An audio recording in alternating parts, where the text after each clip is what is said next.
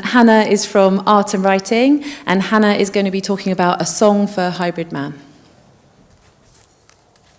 Hi, I'm Hannah.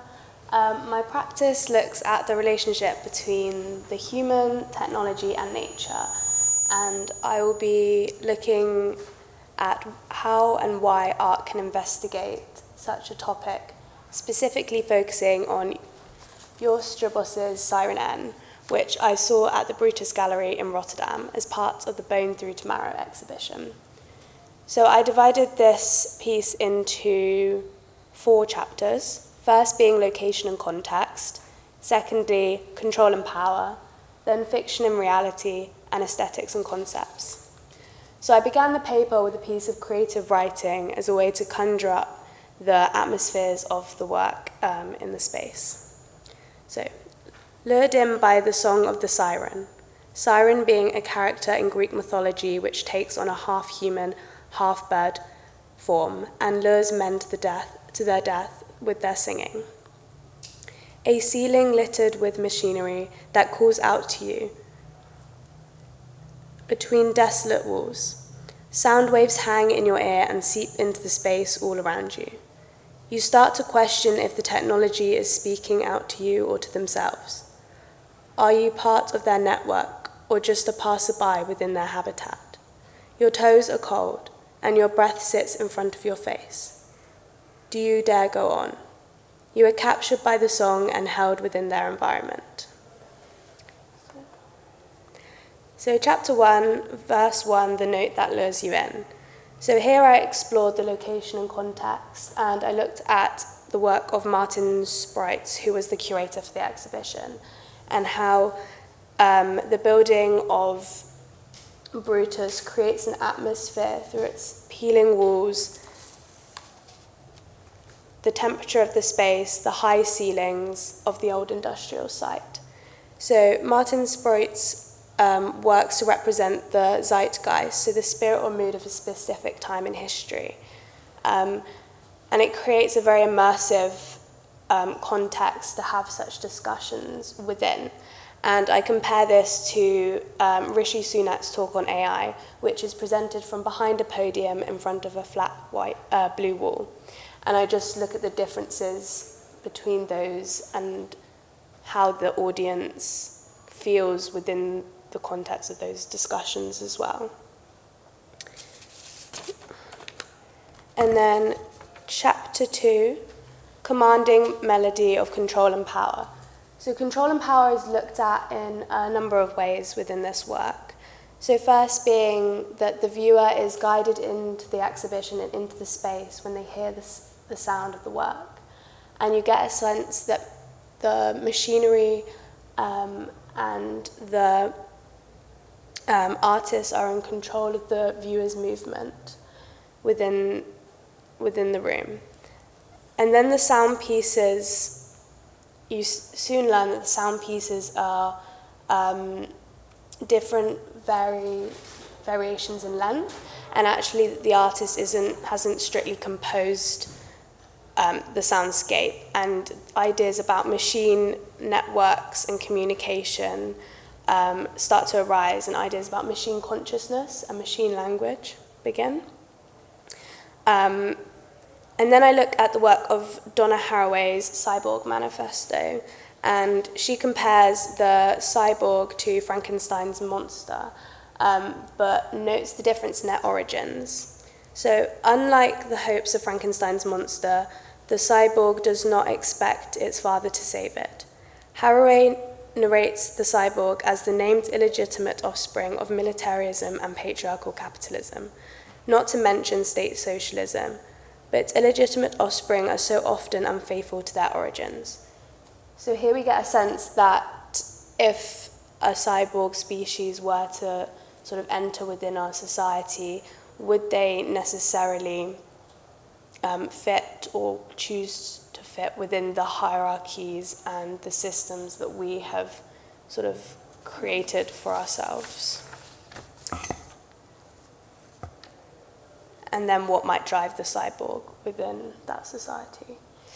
I felt it was important at this point of the paper to note that I steer away from using terms such as utopia and dystopia, which are often linked to such conversations, as I find them too binary in nature. And the work actually leaves space for more ambiguity.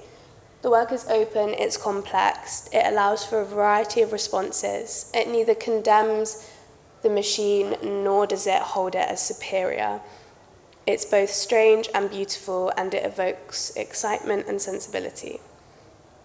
And then I dig a little deeper into machine consciousness and look at Isaac Asimov's 3 laws of robotics, which position the robot as inferior to human. And this kind of poses questions at whether that's just if they are too conscious like us. And then I go on to look at Lawrence Leck's video essay on Xenofuturism, which explores ideas of consciousness as a series of inputs and outputs, which is similar to how machines and computers also communicate and function. And then we get a sense that maybe machine consciousness isn't so improbable.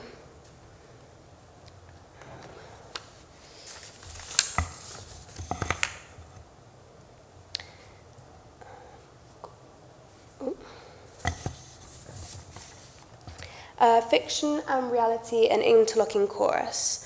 So I look at the book Fictioning by David Burrows and Simon O'Sullivan, which maps out a set of practices and theories of mythopoesis, myth science, and mythotechnesis, performance fictioning, science fictioning, and machine fictionings. And these are myth functions and different ways of looking and revealing insights about our future, to predict and to warn, and spark intrigue. So machine fictioning is evident in the conversation between how machines might play a more prominent role within our society. And science fiction is evident through the space of the gallery. Although set in our reality, the rhythms of the room seem slightly off, and the time feels slightly other in comparison to our own reality.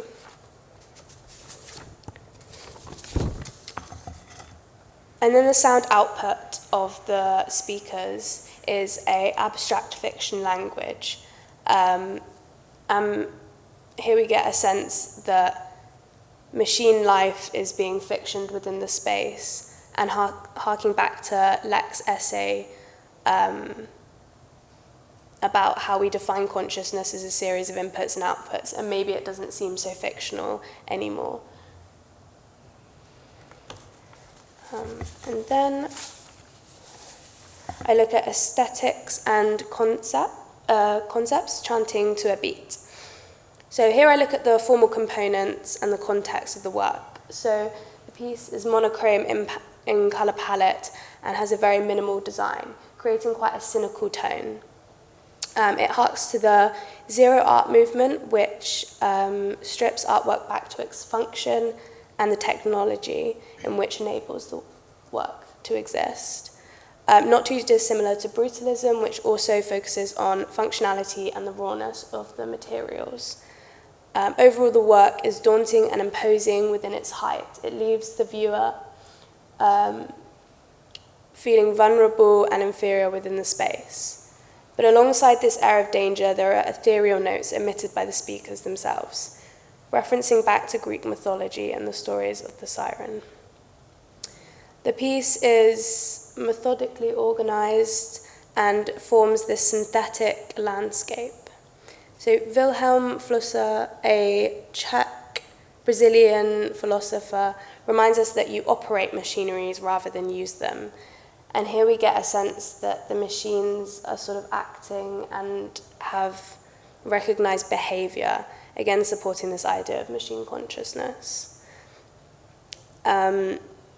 Strauss is also inspired a lot by natural phenomena, uniformity, repetition, and things like waves or swallows flying. There's this idea of chaos and we start to question who is leading such a display. Just as in the space, we wonder who is in control. Is it the machines or the artist himself?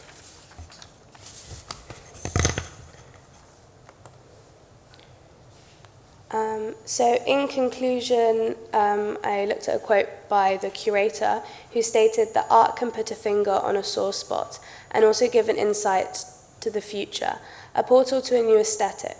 The raw environment of Brutus completes my idea of the right atmosphere for this, a place where you can wander around by yourself and let the sensitivity and discomfort of the exhibition catch you.